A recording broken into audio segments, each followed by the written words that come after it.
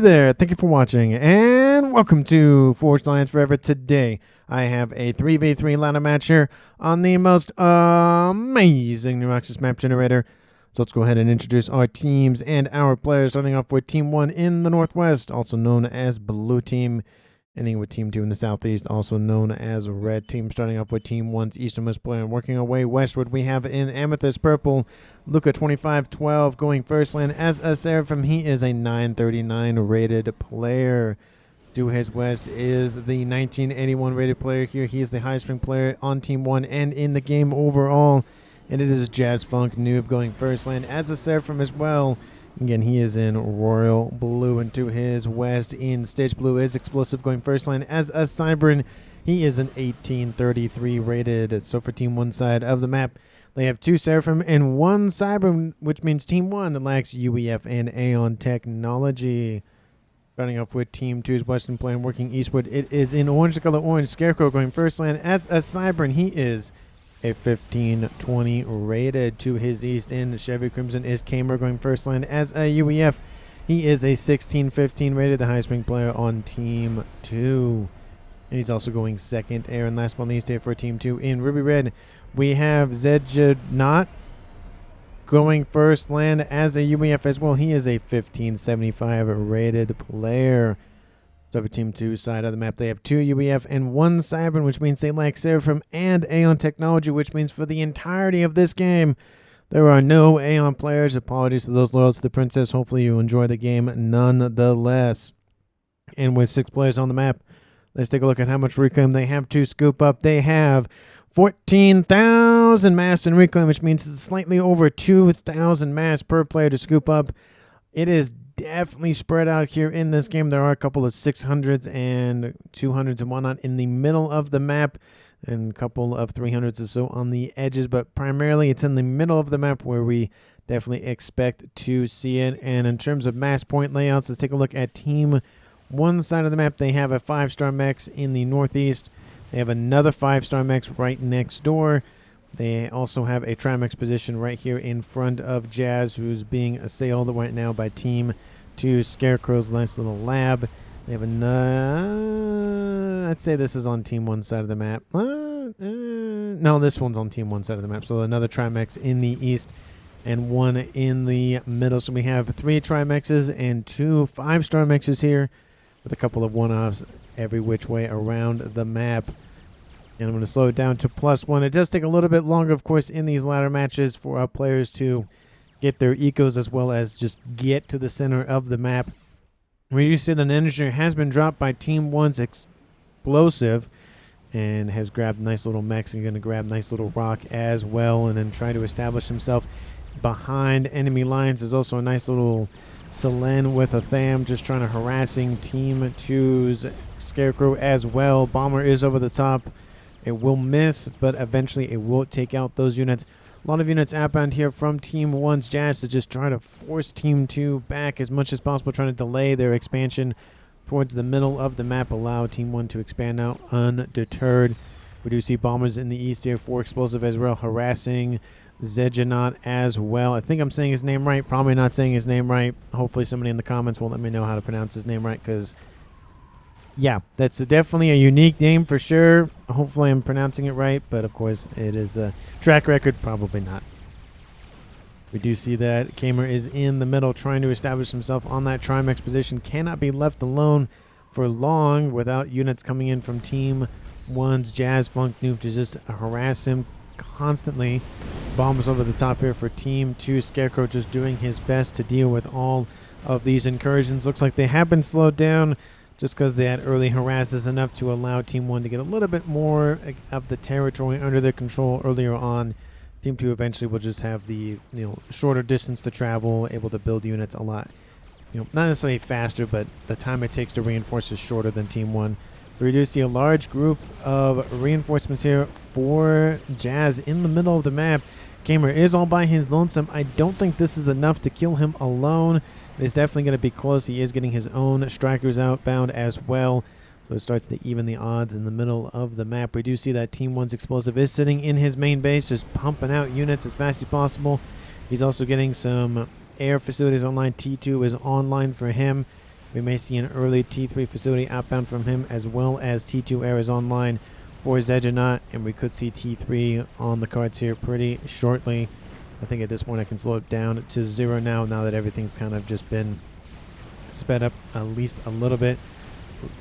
Units do engage one another in the middle of the map here between Kamer and Jazz. Jazz has the upper hand in number of troops. The Team 2's Kamer, who is moving eastward to intercept this group of units, is now being forced back to intercept this group of units. T2 is being established on Jazz. Funk Noob's commanders trying to again establish a strong foothold in the middle of the map, with Team 1's Luca out in the east, getting a nice group of units online as well. Again, he is the lowest ranked player on Team 1 and in the game overall by a considerable margin, but it is offset by the 18 and 19, almost 2,000 rated player of Jazz and Explosive. So again, it's one of those, not necessarily outliers, but it's the edges of the ranking versus the middle of the ranking. I know this is probably a math. I know it's like the median versus essentially the outliers is, I think, what this is kind of an example of the game is. Anyway, gun damage range has been started for Zegenot in the east, and units with that gun on that upgrade will completely avoid him and go into the main base of both Kamer and Zegenot. This is really going to hurt. If Team 2 cannot plug this hole, it is going to be devastating for at least Kamer, but if not, possibly Zegenot as well. We could even see that Luca actually shifts eastward and goes straight for the air player. That's what I would try to go for, knock out the air. We do see that Team 1 PD is going to be built immediately to slow this approach, and with that, Zegenot's facilities will be protected from at least that avenue of incursion, but there are, of course, units down this main alleyway as well. T2 is being established on Kamer's comm as well, and gun speed and range has been established on Lucas commander as well. So gun comms in the east, T2 comms in the middle, and realistically nothing else in the west besides Scarecrow sending some forces along that western edge and forcing back Explosive. Explosive hasn't been on the front lines to protect any sort of outlying mexes, and so he is at the disadvantage in that regard. He's been focusing on his T3 air technology that will possibly be on the cards here in a few minutes. And T3 is almost online here for Zegenot, so Team 2 will have the technology first. We do see a couple of pillars in the mix going to do great wonders here, as well as PD being quickly established to protect Kamer's investment in his land and PGen facilities. That attack from Luca does fizzle out. It was a great attempt. He got pretty far in, killed off a couple of mexes, but unfortunately just could not seal the deal in killing off a base worth of eco. We do see forces now conglomerating here for both Team 2 Scarecrow and Kamer. Kamer getting that T2 PD online, and Jazz Funk Noob trying to aggressively place his T2 PD, but unfortunately these units next door for Team 2's Kamer are gonna prevent him from establishing a foothold, at least trying to at a minimum. All those units are essentially dealt with here with those PD. These Utashalas for the Seraphim, very useful for dealing with T1 and T2 units, just because they realistically don't really miss unless they're changing targets. And Triads are trying to be established by Kamer to force back Jazz, Funk, Noob. PD are now online. You can see this is the range at which Jazz can attack. He can barely hit this facility. He cannot hit the Triads. The Triads and every other T2 PD have the exact same range, so no advantage one way or the other. We do see that, of course, Jazz Funk Noob is microing the western and eastern sides of the middle. There aren't really a lot of forces here for Team 2's Zegenot. Very surprisingly, of course, he's going for a gun upgrade. Actually, no, he's going for... That upgrade's going very quick. It makes me think it's either T2 or it's the drone on board. And no, it is the T2, so he's going to try to establish a front line of PD and shields. PD are being built here by Kamer. We do see some Corsairs outbound to try to just snipe at the build power or even the comm itself of Kamer. Unfortunately, I don't think that's going to go very well. Corsairs are raining in. Nice little T1 land facility being essentially the main recipient of that damage. Unfortunately, this PD will be taken out before this one is for Team 2, which means Kamer will hold the middle. And looks like the facility is the main target, surprisingly. It's a T2. That's probably why. And that's also why it is surviving, because we have 4,000 hit points versus 4,000. What? Do T1 and T2 land facilities have the same hit points? I guess so. I thought they had more hit points for some reason, but maybe not. I know the headquarters have the more facility, more hit points, but 3,500, 3,500, 14. I need another T2 land facility to just check my math. I bet that is the case. I just never noticed that, I guess. Huh. Yeah, I get. I guess so. Anyway. Things have quieted down on the western front, but there is a strap bomber outbound here from Judgnaut using the advantage he has in the air for the time being. T3 will about to be established, but those pigeons are the main target and hits an air unit on its way down. That, I think that was a interceptor or something, flew by, and that bomb dropped on top of the interceptor, shielding these T2 pigeons. The pigeons will be taken out eventually, but that is a couple of seconds that Team 1 buys. Oh, that was definitely devastating, and a nice little bit of RNG here for Team 1. Bomber takes out the two T2 pigeons and will continue to just berate Team 1's explosive as much as he can. Will bomb in, going after more engineers, going after more of those pigeons, take out another section of them, and a mass extractor. T3 ASFs trying to be produced as quickly as they can be. And this is just going to favor Team 2 as this bombing run does continue to manifest. Another mech goes down with another section of pigeons. And Explosive is suffering in the energy department. He's starting to... his mass bar is pretty much fine, but it's not doing well. Of course, ASF's continuing to come in. T3 air facility is being bombarded now. Engineers trying to build up some pigeons just to, again, fix the eco situation. Unfortunately, with the bomber overhead, there's really not a lot that he can do. Actually, the bomber was eventually shot down, very unfortunately, for Team 2's edging up, but he's done a ton of damage and delayed Team 1's expansion into T3 air technology. And at the same time, Team 2's player of Scarecrow is just shoving his way forward, trying to get to the main base of either Jazz, Funk Noob, or Explosive. Some units trying to intercept, but this is a long column of units are inbound. Lots of Mantis running around the map, and we see all of the units here for Jazz Funk Noob retreating, and this gives a ton of advantage to Team 2's commanders in the middle to just push in, kill off the rest of these remaining mexes, and gain the middle of the map. Team 1 does have the mass lead at 320 versus 280, but that lead is going down very quickly due to the incursion of Team 2's forces. We do see in the east, though, that Luca has charged against Zedgenaut. It's going to be a murder-suicide situation in the east here for Team 1 and Team 2. There they go. And it is going to be Zedgenaut being killed off the air player for Team 2. Actually, no. Yeah. And Kamer actually gets credit for that kill. Very unfortunate here for Team 2. They lose their air player, but Team 1 loses player in the east, so it's still a 2v2 game. And we do see that the incursion has commenced. T3 Autumns are online. PD has been built as well as a response, but there's a decent amount of Medusa in the mix to deal with all of the structures. And we do see the comm of Scarecrow on the upper plateau saying, hey, how's it going down there? It's not feeling good for Team 1. Overcharges constantly ripping apart those reinforcements here. And again, Jazz Funk Noob has ceded a ton of territory here to his opponents because he has to, again, just assist. The run does stop here in the base. A Mex was taken up, but that's realistically about it. Looks like these forces are headed westward to go after the forces for the comm of Explosive. And we have a nice little broadsword online here for now. The player of Kamer, who's now the de facto air player here for his team. And again, he has established a nice facility for himself in the middle and should start pushing in, grab this Trimex position, and try to hold it. We do see that, again, Scarecrow is on the front lines as well. His force is still pushing in, trying to do as much damage as he can. Unfortunately, there are T3 Autumns and other supporting units nearby, which means this push isn't really going to mean a whole lot, unfortunately. But we do see a different attack outbound from Kamer, sending in what forces he has to go after this group of mexes here. A nice 5-star mex, a couple of T2 mexes as well. That's, again, 6 mass per second. If he can take those out, at least each of them. And that eco advantage only favoring Team 2 now. Team 1 was in the lead, but Team 2 is now the de facto leader of the mass generation game at 300 mass versus 230 at 16.5 minutes. Nice little air scouts still sitting over there giving some little bit of intel. We do see a drop outbound here from Explosive. T2 engineer with a couple of T1s for assisting measure. I like the fact that their wheels look like they're actually, can't see them now because I drew on them, but they're floating, but they're not. Usually the wheels are vertical, not horizontal.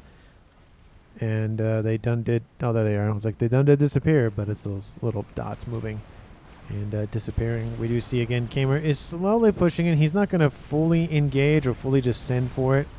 You see a large outcropping of Team 1's forces, just a nice little counterattack. The comm of a Scarecrow is retreating in the face of it. I don't blame him. A couple of T3 units with a lot of T1 spam, and not really looking good with just a couple of T2 units on the cards. Large wall sections are being established here for him as well to try to slow Team 1's approach. Lots of units also outbound here for Kamer to plug the gap that will eventually come here. But this facility in the east still pumping out units. We're seeing more Othams, more T2. Ilshi is also online for Jazz Funk Noob, who took over for Luca. Going to probably start attacking on that eastern approach here pretty shortly. And these units still up here to the north, still wreaking havoc here, have not been dealt with as of yet. But 1822 mass a second has been taken from Team 1's Jazz. We see that both the players on Team 2 remaining have over 100 mass per second. Jazz sitting at 150 and Explosive only at 85. Team 1's eco is starting to get back to normal with all of those units now shoved out of their territory from Team 2. We do see those Othams are now going up against some of these loyalists, EMPing some of their opponents, denying, of course, the firepower, but those loyalists are being primaried. Very unfortunate, but again, those EMP weapons on death as well definitely annoy the inbound forces from Team 1's Jazz. We just see a lot of PD being built to defend. No Tuckle cannons online as of yet here for Team 2, but I would like to see some artillery or missile launchers or TMD or something on this ridgeline just to kind of protect the wall section that's being built in the north. We see more units still pushing in here for Kamer, trying to again create a nice little buffer zone for himself. A couple of THAMs have been sent to just deal with any sort of engineers that are over here in the middle. And now forces inbound from the east from Jazz going after Kamer's comm. Looks like they have spotted him, so they're going to try to chase him down. Kamer only has T2 on board and really needs to just get the heck out of there. Probably get a transport or something online and just ferry him to the back line. I don't know if he's going for transport yet, but he's just going for T3 units in forms of ASF and gunship. I don't see any bombers as of yet here from Team, the new de facto player of the air for Team 2. Gunship online trying to slow the approach, going after the AA first. Kamer is now being chased down. Kamer doesn't really have the range to fight these Othams and are losing hit points quite precipitously, but we do have some pillars and a nice little parachute coming in to at least delay these Othams approach. Kamer does fall into the yellow, has to be very careful to stay underneath that shield. Overcharge kills off 2 Othams. Nice, 2 for 1 kill there. Kamer will get some veterancy from that, get more hit points, get another kill, and work his way to a 3rd star on that chest plate. Very, very close there. Kamer's going to lose a lot of hit points, but because of those 2 overcharges, it was just enough to force back the force in the east. 20 minutes on the clock. Team 1, 2 players left. They've lost Luca. Team 2 also had 2 players left. They've lost Zejanot.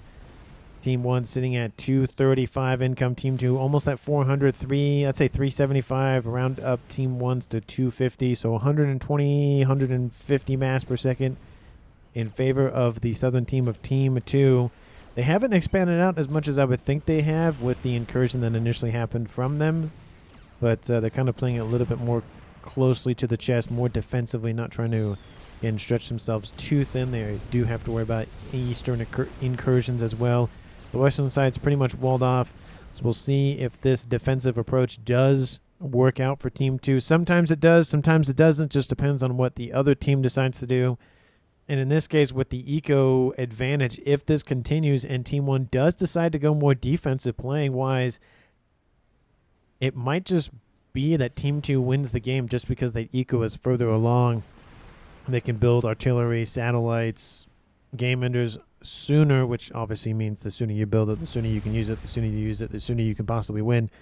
Isn't always the case that you win, but it is the likelihood that you'll win. But let me know down in the comments who you think is going to currently win this game at this moment. 21 minutes and 28 seconds on the clock. Thank you so much for watching to this point in the video, and I encourage you to watch to the end of the video. Thank you so very much for watching. Of course, like the video and subscribe if you haven't done so already. These engineers still sitting here. I don't know if Explosive forgot about them or not, but they're still hanging out, still not really worrying about a whole lot, kind of just living their lives. Stealth is online here for Scarecrow, and we'll go for, I was going to say, go for Nano Repair next. We do see a nice little outcropping of units and attack from him as well, but unfortunately the Othams are intercepting a lot of those assisting forces. There's a lot of Loyalists. They're very quick in terms of movement speed. Unfortunately, they're not really strong. Only 3,000 hit points versus I think it's 7,200 for Bricks, and then I think it's 7,500 for Bricks, 7,200 for Percy's. Those are the numbers. You do see that those Loyalists are moving in. A lot of Team 1 spam here. A couple of them are being EMP'd from the Loyalist weapons. So those Mantis will eventually chew up the Loyalists, but there are now some Othams moving in, and they'll deal with those right quick. Unfortunately here for Team 2, that attack does not go the way that he really wanted it to, and we'll just leave a little bit of mass on Team 1's doorstep. Not a ton of mass, but again, anything is better than nothing. In this case, with Team 2 leading almost 200 mass more than Team 1, the number constantly fluctuates depending on reclaim or power generation or whatever the case may be. Nice little group of Janus running on the map here for Kamer. Looks like they're going after, I don't know what they're going after. Maybe just whatever mechs they can go for. Looks like they've spotted a T2. That will get taken out immediately. Janus gets annihilated from that lightning tank. Another couple of AA facilities will take out the rest of those fighter bombers, but unfortunately the 6 mass a second will be denied once more.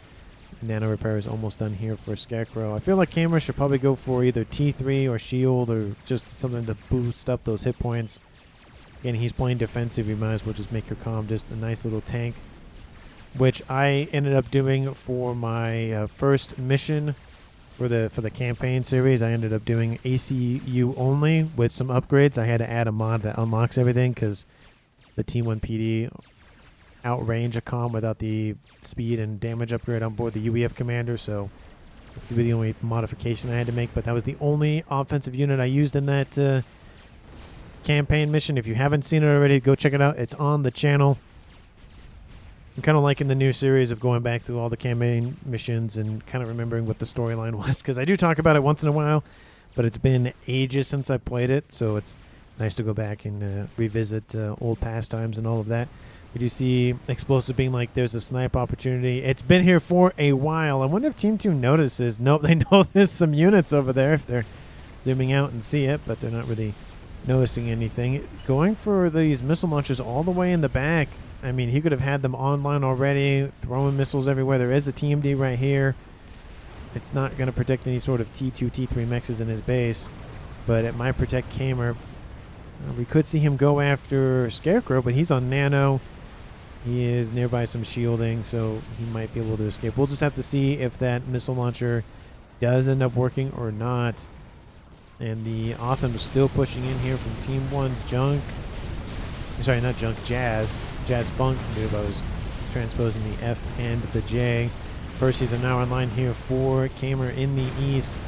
Very good unit. One of my favorites in the game. Favorite T3 unit, in my opinion. Or best T3 unit, in my opinion. Just because of the massive amounts of damage it just throws at its opponents. These forces will continue to retreat. I feel like holding up, at least on this cliffs or this hill position, would be a lot better, because it creates a small little natural kill box, and you can put some PD and shields up here to protect artillery or missile launchers or whatever the case may be. There are some sniper bots now online. Unfortunately, they're not all underneath the shield coverage, and Team 2 sends them in because he's like, hey, I don't like being sniped at. So he's going to force those units back. My opinion is always shoot your opponent at range at which they can't shoot you, so you don't have to worry about your losses. That's kind of the thing. And you save some income, you save some mass if you're like, well, I don't lose anything from attacking at range because you can't hit me, so yeah, there you go. The only issue is if your opponent just rushes you and then kills off all your snipers, and you're like, well, now what? Now what do I have to use? Scarecrow still sitting over there. Looks like the game is pretty much slowed down for a little bit. That is the hard thing about ladder matches, is kind of determining when it is good to speed up or not speed up. We see more units outbound. I'm going to slow it down once again. Again, the Ecos, Team 2 has lost a considerable amount of their lead, only at 60 mass per second more than Team 1, and it's slowly falling as we speak as well. We see these units now outbound from Jazz, continuing to move in on the eastern flank. There's a couple of these PD emplacements They're not going to get super far in, unfortunately. The shield generators are going to be the main thing, though, taking out those that carry, 10,000 hit points that can be denied. Definitely can be devastating for any sort of sniping attempt. T1 bombers outbound from Scarecrow as well. And looks like those Team Ds have been dealt with. I don't know if they got anywhere with them. No, it doesn't look like they did get anywhere with them. I don't see any Giant Mechs or anything, so yeah, that doesn't really work out. There are some T1 and T2 PDs being spammed up as quickly as they can be. T1 for the fire rate, T2 for the damage. Ravagers would take too long. Autumn's going to do a ton of damage here on this air grid. Unfortunately, it's really hard to cascade given the fact there isn't a P-gen right here where my cursor is, so it's kind of hard to essentially get that nice cascade going with that, constant explosions. But there are more and more Autumns approaching here from Team 1's Jazz. There goes a P-gen. Nice little AoE takes out some defenses as well. More Autumns are moving in from the breach. Sniper bots coming in to assist as well, but there's now some bricks coming in from behind.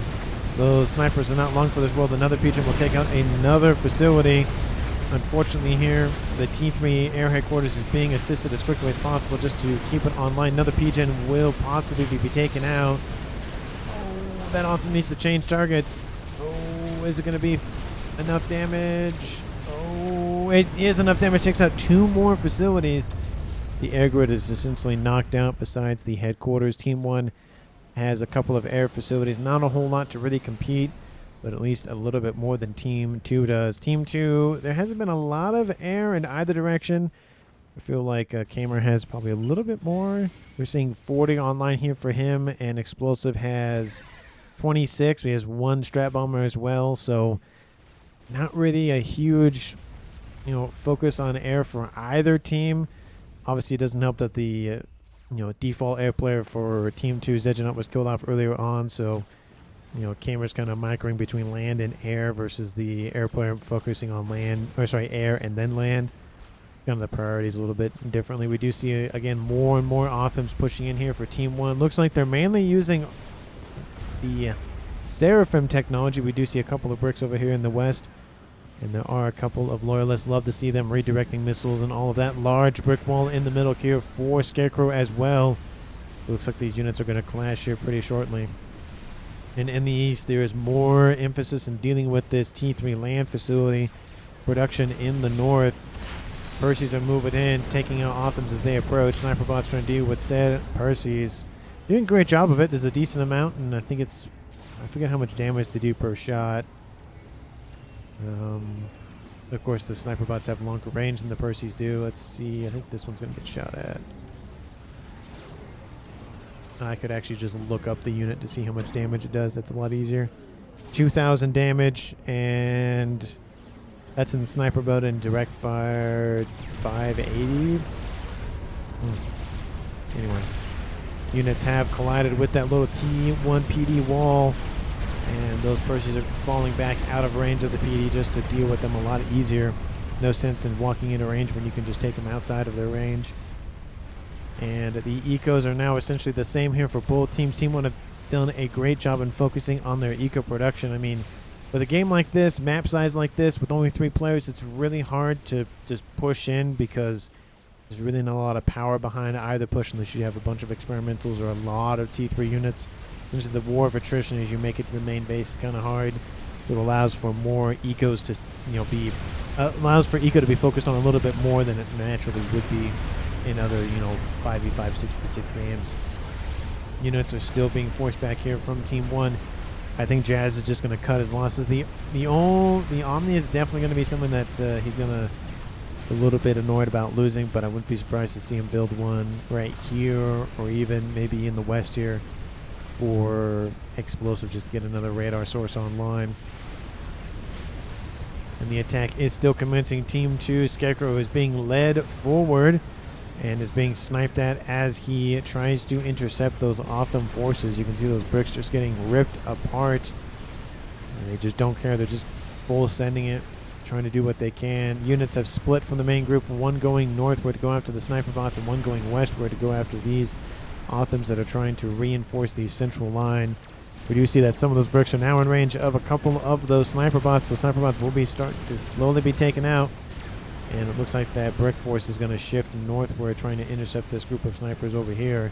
And the remaining forces that Jazz is sending from the east. Those Percy's trying to catch up to those snipers, just cannot seem to catch them. Often coming in to slow them down just barely. Nice little whaler overhead as well. And Strat Bombers moving in will seal the deal here from Explosive, dealing with the rest of those forces from Kamer.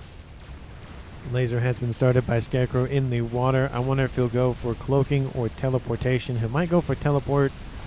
I don't think Team 1 is preparing for any sort of teleportation nonsense from Team 2, so I highly doubt they'll have PD in place. Again, those bricks now falling, actually, again, moving eastward and going northward. Unfortunately, there is that Ythotha, that chicken is online. It's going to start ripping apart Team 2's front line bricks, and we have some bombers constantly just annihilating all these hit points here for these bricks.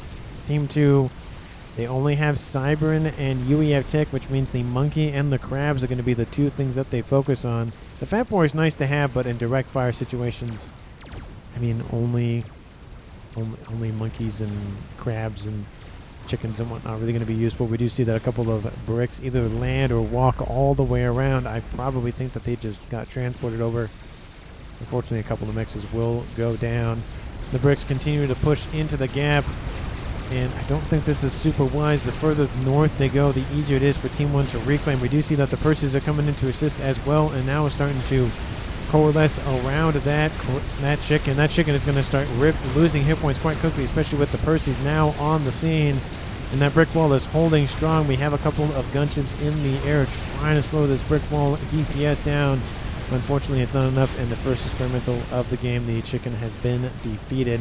ASF fight over the top of Kamer's base. Team 1 has the air advantage now, and that was what was preventing the ASFs from moving into those gunships.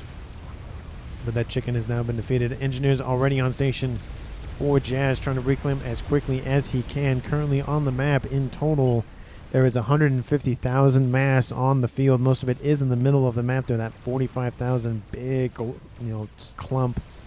Those bricks down south have been dealt with, not before losing a couple of facilities. It looks like those were Control K possibly, and those ones that were taken out. Laser now at 50% here for Scarecrow. I don't see, again, any emphasis go for anything else other than just air grid. No monkey, no nothing I see, just tons of bricks. There's only so much you can do with bricks. You really need that just big ticket item to distract your opponent's focus just long enough to get the T3 units in. And that's what I mainly see experimentals, at least in terms of ones, or if you have like one experimental and a bunch of T3 units. The experimental is not to do all the damage. The experimental is to take all of the damage, so that way the T3 units get into range and they do all the damage. Essentially the bullet sponge. A couple of interceptors, couple being a squadron or so over here for Scarecrow, taking out a T3 bomber. And those whalers still wailing on these Percys, not letting them up, not even having some rest. More Strat Bombers outbound. Again, nice grouping here. Take out 3 Percys, killed out 5,800, almost 6,000 mass. Now the chicken is online here for Team 1, and this chicken's wreck is still here, and it's just going to add to the pile. Team 2 is essentially losing the game in terms of land just because they're sending all their forces in, and Team 1's like, okay, well, you're going to send them in. We might as well just scoop up the mass on our doorstep and funnel into the more things that you'll just, crash on the rocks kind of thing. It's just bricks v bricks for sniper support. Of course, as the units retreat, they're still getting shot at by those longer range units. Engineers already on station scooping up mass. And of course that chicken is going to continue to punish Team 2. No experimental, no crab, no monkey, not even a fat boy. Definitely a missed opportunity there. Air grid is a big focus here for Kamer, but I feel like going for land is probably a little bit more important. Yes, Team 1 has a little bit more focus on air, but they're not using it as much as you realistically would expect. There's not a lot of AA in this mix. There's a couple of flak. You really need T3 to deal with the Strat Bombers because they move quicker. Units have been transferred over to, maybe they've been transferred over. It looks like they were, but oh yeah, they were. There were a couple of Percys in there from Kamer transferred over to Scarecrow. Revenants still running around, and Sniperbot's still punishing these Percys in the east. He needs some shields. He needs some missile launchers or artillery or something. Laser has been completed here. And will he go for cloaking, or will he go for teleportation? I do not know. We'll just have to see. I feel like he should go for teleportation. It would be a big advantage in that regard. You know, the Omni is exactly where I thought that Jazz Noob would put it, and this is the range of Omni, so even if he walks, you know, essentially right to here, Team 1 will see him, so it's not really that useful to go for cloaking. Better just to go for the teleportation and do as much damage as he can. Spy plane on the ground there hanging out. Air grid again being focused by Kamer. No emphasis. We're going for laser or artillery. Teleporter has been started, so Scarecrow is going to do it. And he is sending out some ground forces to try to force back Team 1, at least distract him at a minimum. You see those sniper bots running in fear of these bursts. He's trying to do what he can to, again, just snipe as he moves. And more sniper bots are appearing everywhere here for Jazz Noob. Another chicken online here for him as well. He is pumping those things out. Now he's transitioning into T4 air technology in the form of the Awasaw. And a nuke is online for Team 1. Hasn't been loaded yet. Team 2 knows about it. Do they have adequate SMD coverage? No, they don't have any SMD coverage at all. So that nuke is going to blow a hole in Team 2's eco. Either this would be a good place. Taking out the air grid will also be a good place. Those are probably the two things I'd go for. Either the main bases or, you know, a large grouping of T3 land facilities that are being heavily assisted by engineers to pump out bricks. Those would also be good to take out. But I feel like Team 2 strategy is just build as many forces as they can and just flood the gates. Essentially just prevent Team 1 from really just kind of being like, okay, we have a little bit of downtime. Like, no downtime for Team 1. That's Team 2 strategy. And it does work in some instances. I responded to someone's comment, I think it was a week ago, about how somebody just built T1 labs and just would not stop building labs to the point where his other teammates were able to just collapse on top of the other team just because the player that he was that one player was building labs he was facing just denied, you know, expansions, denied the ability to tech up, that sort of thing, and his team just came in and just wiped everything out. Definitely it would be very annoying to just watch your opponent build, you know, I don't know, probably 5,000 labs. It was probably more labs than you could possibly calculate. Just so many labs. That might be one thing that I do for a like land map, for a campaign map. It's just labs. That's it. Just labs. So I don't know if I could do labs in one facility though, one factory. I don't think I could do that because you would be building them. You would build them so fast that you would be waiting longer for the unit to leave the platform than you would be to build the unit. So you essentially be limited in essentially how long it takes the unit to move. But two chickens in the middle here for Team 1. The brick wall is starting to collapse on top of them. But unfortunately, there are more sniper bots, more units starting to, again, congregate around those chickens. This weaker chicken is retreating, and this one in the middle is just going to rip apart once the shields fall offline. There goes one. The Loyalist is underneath the shield. There it goes. It's going to rip those shields apart, or hit points apart very, very quickly. More bricks are moving into range. Unfortunately, there's not really a lot of Percies in there, which means the damage isn't as great. It's still good. Bricks still do a lot of damage, but they're mainly good against more targets, meaning, you know, T1, T2, T3. T4s, I mean, they can take out. We've seen them, you know, countless games of bricks taking out T4 units. Unfortunately, it's just their weapons are designed for more units. Like right here, there's a brick, kills off the one sniper, can kill off another one very quickly. Ionstorm has activated, they've killed off one of the two chickens again. Unfortunately, it's on Team 1's side of the map. Team 2's going to have a harder time to reclaim the units outbound from Kamer. Moving in, lots of Percies would have been useful a couple of minutes ago. This group of Percies will kill off the second chicken. Unfortunately, the forces from Scarecrow have been done and dusted. Scarecrow has completed the teleportation, and he needs to teleport immediately. How is that nuke going? The nuke is almost loaded. They're building a crab as we speak. The nuke, will it fire immediately? I will stare at you. Will you fire? Will you open your silo and just throw that missile out into the sky? No. Fine, be like that. Awasaw Bomber is online for Jazz Funk Noob. I heard it. Where is it? There it is. It's over here going after these Percies, using the water as a nice little workaround for dealing with any sort of radar or sonar detection. And that bomber is going to blow a hole in these defenses and there's no shields in that mix. T3 Percys are going to feel it today. Cougars opening up. Rapid fire, their Gatling guns, whatever they have. All those Percys have been dealt with. This land force will retreat. The nuke has not launched it. And Scarecrow kills off the nuke. Oh, that's got to hurt. Scarecrow is going to make it out of dodge. He did his mission. He killed off the nuke. And he's going to say, see ya, bye. He's severely wounded, but he did his job. Great grab here by Scarecrow. He almost didn't make it out of dodge. He's going to cool off in the water, rep up his hit points, and try at it again. 12,000 mass kill. Definitely unfortunate. And just one of those things where sometimes you just got to launch that nuke as fast and as quickly as you get it, because you might not have it for long.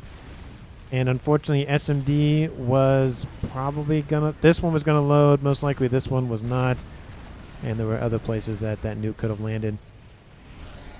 So unfortunate that nuke might have landed. It would have been a higher percentage. And Awasaw comes in, kind of tries to strike in the middle of these two armies, kills off most of those forces down here.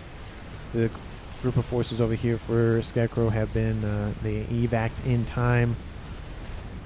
41 minutes on the clock. Team 2 sitting at 1,000 mass income. Team 1 sitting at 630. See, the downside is Team 2 has the mass income to do whatever they realistically want. They're just not going into artillery, not going into game enders, not going into lasers. I mean, we have UEF tech, and Cameron's not going for that. Bomber landing once again. Where is it? What's down here going after this facility? The shield will be knocked out. Kills off a couple of mexes kills off the mass storages. The mexes are fine, but another bomb will come in, and the SMD is also going to be taken out with that as well. Scarecrow repping up hit points, 48 hit points a second. And ASF's are going to move in to protect that bomber. I feel like that bomber is not long for this world with Team 2's ASF horde moving in. And ASF, there it is. Nice lineup here for Team 2's Kamer. He's going to get it. He's going to kill off all the ASF. Team 1's will engage, get the better engagement for that fight.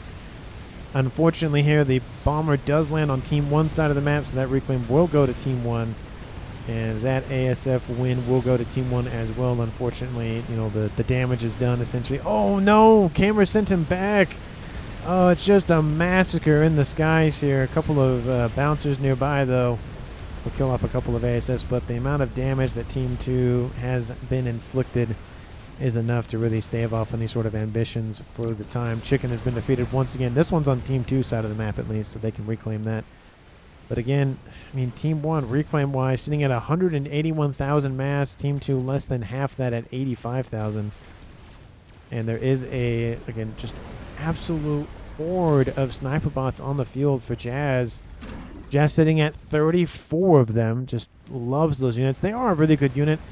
I do like their models a lot better than the Aeon variety, just because it looks like a Harbinger that you just pulled its legs up a little bit, or just stretched its body, essentially. Doesn't look as good. But, that's just me. Just don't see... I mean, Team 1, a couple of chickens, more chickens. Crab was being built. That should almost be done. I know the telemazer. The nuke is being rebuilt as we speak. I mean, we could see Scarecrow come in, take out the T3 air headquarters, and cripple Team 1's air production. Bricks have pushed through the western lines. Chickens are moving in to intercept, though, but this force is going to shove them back. Looks like they're going for the wreck of the Albasaw. 25,000 mass. Half of it has almost been reclaimed already. So that reclaim will fall into Team 1's hands. You can see the number is just skyrocketing, 200,000 now. And it's going up really, really, really quick. Engineers are being reduced to ashes, but it looks like the missions will be completed in time. Bricks trying to stave off the incursion from opposing Bricks, protecting those engineers, trying to provide for their families. Chicken is now online, and that will save the wreck for Team 1. Very unfortunate for Team 2. Tried to do what they can, but just couldn't break through the defenses. And, of course, more chickens coming online. Another chicken online. Team 1's Jazz is just pumping those things out. It just will not stop producing chickens. Just chickens and chickens and chickens and chickens and more chickens. We see Kamer in the water. We could see a teleport Billy play outbound from him, but I don't think he'll go for it this game. Laser in the sky. Novak satellite 44 minutes on the clock. We finally see something that might end the game. Of course, the nuke can be a game ender, but Only when it's super early and it actually hits its target, or at least takes out vital targets. Team 1, 760 mass income. Team 2, 1.1k. And I feel like Team 1 still has it in the bag for now, unless I see a huge, pocket of Novak satellites or a couple of artillery pieces or something. I don't think Team 2 has this. I think they're so focused for going for T3 land. They're not exploring the other options of winning the game. We do see a crab has been started. 45 minutes on the clock. The first experimental of the game will be built by Team 2. Definitely slow roll on that. I don't know why. It just is. Oh, excuse me. They already have a crab. Never mind. So probably like 40 minutes. But still, we should have seen crabs and monkeys 15 minutes ago at least. 2 chickens versus a crab, though, will only go one way. I will side with the chickens on that regard. There are a lot of brick supports, to be fair, but they're being attacked in the west as well, so multiple attacks from different angles. Going to distract Scarecrow. There is a third chicken. Oh, yeah, 3v1. That goes to Team 1. Easily goes to Team 1, but bricks are moving in. Bombers as well coming in to just try to reduce as much hit points as they can, just getting annihilated by the flat cannons on board that chicken. Crab is walking back as fast as it can. You can see the command orders. Just say walk, walk, walk, walk. Gotta go, gotta go, gotta go. Janus coming in here from Team 2. Is Kamer trying to assist with the front chicken. Chicken being baked in holy fire. Trying to be charred, essentially, beyond recognition. And get some nice little breading or whatever on that chicken. Get some KFC or Popeyes or... what's that other chicken place that I go to once in a while? Shoot. Oh, Raising Cane's. Raising Cane's. There, that was it's on my mind for a second. There we go. First chicken has been destroyed. Second chicken is in the yellow. Third chicken is essentially off the production line. And it's just more and more units. Team 1, that nuke has been remade and is loading as we speak. They're probably not going to make the same mistake and launch it immediately, rather than just kind of wait a little bit. Crab online here for Team 1's explosive as well, so it's just going to be a crab and chickens versus crab. Jane is coming in once again, baking that second chicken in holy fire. We see ASF's coming in, dealing with those fighter bombers, and the ASF might... Nope, they're not going to engage. Oh, they might. We do see that Kamer has built a lot of them in the interim since that last air fight. Jane is still moving in, just ripping apart those chickens' hit points, trying to just bake them. That crab is still online. Second crab is online. With the second crab, that will deal with the chickens. If the crab from Team 1's explosive does engage, it will favor Team 1. But the chickens are spreading out. They're not charging in, which isn't really great. Of course, the sniper bots are doing a lot of damage as well. The chickens are pulling in those Percies, allowing those snipers to really get them at range. Lots and lots of units just running around the map here in the middle. See a large Ravager line in the east. Not really any Ravager lines or PD lines in the west, so that's definitely a hole that Team 1 can exploit. The crab has been destroyed. So that's the chicken has been destroyed. That's the second chicken Team 1 has lost. And near Team 2, let's see, third chicken. Actually, there's one over there. Reclaim 293, so almost a 3-to-1 advantage in the reclaim. In terms of total mass accrued, Team 1 is behind, though, by about 100,000 mass. That's essentially mainly due to the 1.2k versus 900 mass income difference. Third chicken in the west has been taken out. Sniper bots now engaging. Crab going to engage. It's in the yellow. This chicken's going to die. More units are going to flood to the breach. And one satellite is online for Kamer. Second one is coming online as well. Almost completed. And if that nuke lands and kills off the satellites and Team 1 breaks through the middle, that's probably going to be game. And that crab, it's a 2v1. That western crab is going to be the main target here. These bricks are focusing on the wrong crab. They can't get a nice angle because this crab is essentially body blocking. Shield's going to try to assist. Nope, not going to do as much damage. And assistance in that crab will get taken out. Sniper bots are being ripped apart. Those bricks are moving in, going after it. And explosive recalls, seeing that the game is going to be falling apart in the middle, and Team 2 wins the game at 48 minutes and 33 seconds on the clock. Do I think Team 1 could probably have stayed in it a little longer? Most definitely. The second satellite has been completed. It was going to take a little bit of time to traverse them around the map, but with 4 wrecks of chickens, plus a crab, plus another crab, plus another crab, plus another chicken. I mean, the reclaim was only going to favor Team 2. I mean, they had a lot of sniper bots, but I feel like Team 1 could have fought a little bit longer, especially with the nuke that was, 2/3 the way loaded. But Team 2 had already prepped for the nuke defense. This was the only position that I was a little concerned about them not having an SMD coverage. But, everywhere else was fine. So I do like to see the games kind of run its course to the end, but there is a situation in which, it's not really tenable. We'll cut my losses, call it a day. Maybe they're playing at 2 a.m. or something and they want to play, go to sleep or play a different game or whatever they're doing. Let me know down in the comments if you think Team 1 had an ability to come back in. I feel like they do. It was a lower percentage chance at this point, but I felt like Team 1 was in the lead for a while for the LAN game, but I think it just came down to Team 2 was able to pump out a ton of mass, which means they were able to pump out a ton of units. And I feel like had Team 1 focused a little bit more on air, maybe more offensive air and going after T3 mexes and stuff, maybe it would have made the difference.